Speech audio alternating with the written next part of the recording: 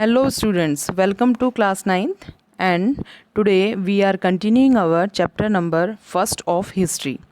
और जैसा कि आप सभी जानते हैं बच्चों, हम अपना फ्रांसीसी क्रांति जो हमारा चैप्टर है उसमें फ्रांस में हुई क्रांति के विषय में पढ़ रहे थे। तो चलिए इसे कंटिन्यू करते हैं। तो जैसा कि हमने अपनी लास्ट वीडियो में देखा था कि 21 सितंबर 1792 में जो है फ्रांस के अंदर गणतंत्र की घोषणा हो गई थी और उसके बाद जो है लुइस 16वें को जो है मौत की सज़ा सुना दी गई थी। और ये आज का हमारा जो विषय है वो है लुइस 16 की मौत। तो देखिए बच्चों, लुइस 16 को न्यायालय के द्वारा जो है देशद्रोही पाया गया, यानी कि उसको जो उस पर आरोप लगाए गए और उसके अनुसार उसको जो है देशद्रोही घोषित करके उसे मौत की सज़ा सुना दी गई। और ये देखिए 21 जनवरी 1793 को जो है प्लेस डी लॉ कॉनकॉर्ड में उसे जो है सार्वजनिक रूप से फांसी दे दी गई। और जो उसकी धर्मपत्नी थी जिसका नाम था मैरी एंतोइनेट, उसको भी जो है बाद में उसकी फांसी देने के बाद उसका भी वही हश्र हुआ, यानी कि उसको भी जो है मौत की सज़ा सुना दी गई। तो देखिए इसके बाद हमारा नेक्स्ट पॉइंट है देशद्रोह शब्द का अर्थ। ये तो आप जो है बहुत ही अच्छी तरह से जानते हैं कि अपने देश या सरकार से विश्वासघात करने वाले जो व्यक्ति है या कोई भी जो देश का नागरिक है उसको जो है देशद्रोही या इसे हम जो है देशद्रोह कह सकते हैं। तो देश के साथ गद्दारी करना देशद्रोह कहलाता है। इसके बाद हमारा नेक्स्ट है मैक्समिलियन रोबोस्पेयर, यानी कि ये जो एक महत्वपूर्ण व्यक्तित्व था फ्रांसीसी क्रांति में, आप इसके विषय में पढ़ेंगे। तो देखिए मैक्समिलियन जो रोबोस्पेयर है ये कौन था? ये जैकोबिन क्लब का प्रमुख नेता था। फ्रांस में गणतंत्र की स्थापना के बाद जो रोबोस्पेयर है उसकी सरकार बनी, यानी कि जो जैकोबिन क्लब का मुख्य नेता था रोबोस्पेयर, उसके द्वारा सरकार बनाई गई। उसने नियंत्रण एवं जो दंड की नीति अपनाई, यानी कि उसके जो नियम कानून थे वो बहुत सख्त थे। उसने जो है फ्रांस की जो स्थिति थी उसको संभाला, साथ में जो है जो भी व्यक्ति या जो भी नागरिक जो है मान लीजिए अपराधी पाया जाता था उसको मतलब सख्ती से जो है उसे दंड दिया जाता था। इस प्रकार की जो उसने नीति अपनाई थी, वह अपनी नीतियों को इतनी सख्ती से लागू करता था कि उसके जो समर्थक थे, यानी कि जो जिन्होंने उनका साथ दिया था क्रांति में, वो भी त्राही त्राही करने लगे, यानी कि उनको भी जो है उससे डर लगने लगा। अंततः जुलाई 1794 में न्यायालय के द्वारा उसे ही जो है दोषी ठहरा दिया गया और उसे गिरफ्तार कर लिया, यानी कि जो उसकी नीतियां थी, जो उसके जो कार्य थे, उससे जो है उसके जो समर्थक थे वो बहुत ज़्यादा परेशान हो गए और उसको जो है वो दोषी करार करके जो न्यायालय के द्वारा उसको गिरफ्तार मतलब कर लिया गया और उसे भी जो है गिलोटिन पर चढ़ा दिया गया। गिलोटिन मैंने आपको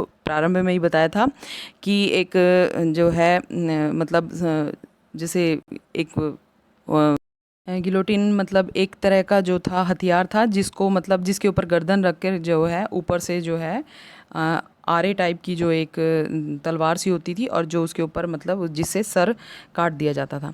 तो देखिए इसको भी जो है गिलोटिन पर चढ़ा करके इसको भी मौत के घाट उतार दिया गया। जैकोबिनों में जो रोबोस्पेयर था उसके सन 1793 से 1794 के शासन को जो है फ्रांस के इतिहास में आतंक राज कहा गया था, क्योंकि जो उसके नियम कानून थे वो बहुत ज़्यादा सख्त थे और उसने जो है चारों तरफ त्राही त्राही मचा दी थी। तो देखिए अगर आप गिलोटिन, अगर जैसे क्वेश्चन आ जाता है कि गिलोटिन का जो है अर्थ स्पष्ट कीजिए, तो देखिए गिलोटिन दो खंभों के बीच में लटकते आरे वाली जो एक मशीन होती थी जिसके ऊपर रखकर अपराधी का जो सर था वो धड़ से अलग कर दिया जाता था। तो इस तरह जो है गिलोटिन के द्वारा जो है अपराधियों को उस समय सज़ा दी जाती थी और मृत्यु के घाट जो है उतार दिया जाता था। नेक्स्ट पॉइंट है हमारा फ्रांस में जैकोबिन का जो शासन था वो उसका अंत कैसे हुआ। और जो है जैकोबिन का जो शासन था और मतलब आपको पता है कि उनका जो राज था वो आतंक राज के नाम से भी जाना जाता था।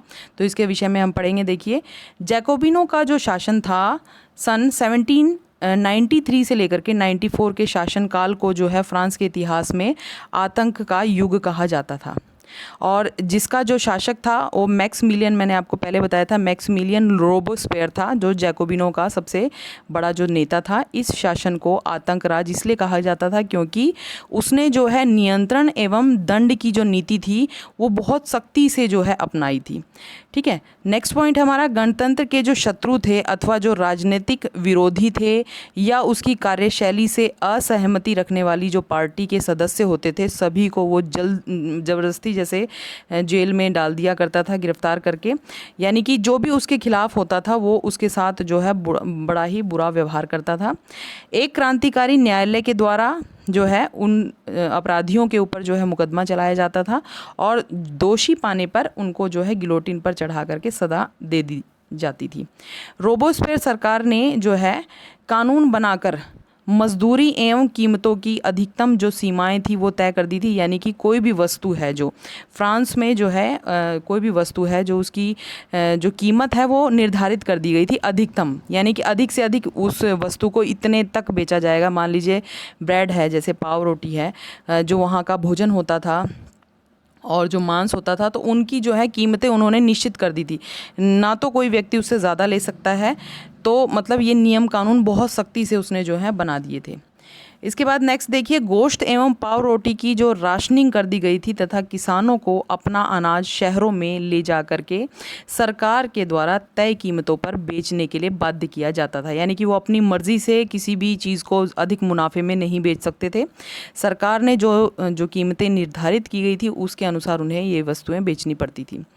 आगे देखिए, अपेक्षाकृत महंगे सफ़ेद आटे का इस्तेमाल, जैसे उस समय जो है सफ़ेद आटा जो है काफ़ी महंगा होता था, तो उन्होंने जो है सफ़ेद आटे के इस्तेमाल पर रोक लगा दी गई और सभी नागरिकों के लिए साबुत गेहूं से बनी हुई, यानी कि बराबरी का प्रतीक माने जाने वाली जो साबुत गेहूं से बनी हुई जो समता रोटी होती थी वो बराबरी का प्रतीक, यानी कि सभी जो फ्रांस के सभी जो नागरिक हैं वो एक समान है। इस चीज़ को दर्शाने के लिए यह नियम उसने, जो रोबोस्पेयर ने ये नियम बनवाया था कि भाई सभी को जो है साबुत गेहूं से बनी आटे की रोटी खानी होगी। आगे देखिए कि बोलचाल और संबोधन में, जैसे पहले जो है मैदाम और जैसे मानसवर जैसे शब्दों का इस्तेमाल किया जाता था, तो अब जो है जो बराबरी का व्यवहार करने के लिए किसी को भी जो है अब जैसे मानसवर या मैदाम वगैरह ये सब शब्द जो हैं उनको अब मना कर दिए गए। तो बोलचाल और संबोधन में भी जो है बराबरी का आचार व्यवहार लागू करने की कोशिश की गई। तो देखिए कि रोबोस्पेयर ने जो अपने नियम कानून बनाए थे वो बहुत सख्त बनाए थे और कहीं हद तक मतलब उसने कुछ नियम काफ़ी अच्छे भी बनाए थे। लेकिन देखिए मैक्समिलियन जो रोबोस्पेयर था उसका अंत जो है वो निश्चित था और उसके अंत के विषय में हम पढ़ेंगे। रोबोस्पेयर ने अपनी नीतियों को इतनी ज़्यादा सख्ती से लागू किया था कि जो उसके खुद के जो समर्थक थे जिन्होंने क्रांति में उसका साथ दिया था वो भी जो है काफ़ी परेशान हो गए, त्राही त्राही करने लगे। अंततः जो जुलाई 1794 में न्यायालय के द्वारा उसको दोषी करार जो है ठहरा दिया गया और उसको गिरफ्तार करके मतलब अगले ही दिन उसे गिलोटिन पर चढ़ा दिया गया और इसी के साथ जो है फ्रांस में जैकोबिन शासन का भी अंत हो गया। तो ये सभी पॉइंट्स आपको अच्छी तरह से क्लियर हो गए होंगे। Thank you, have a nice day.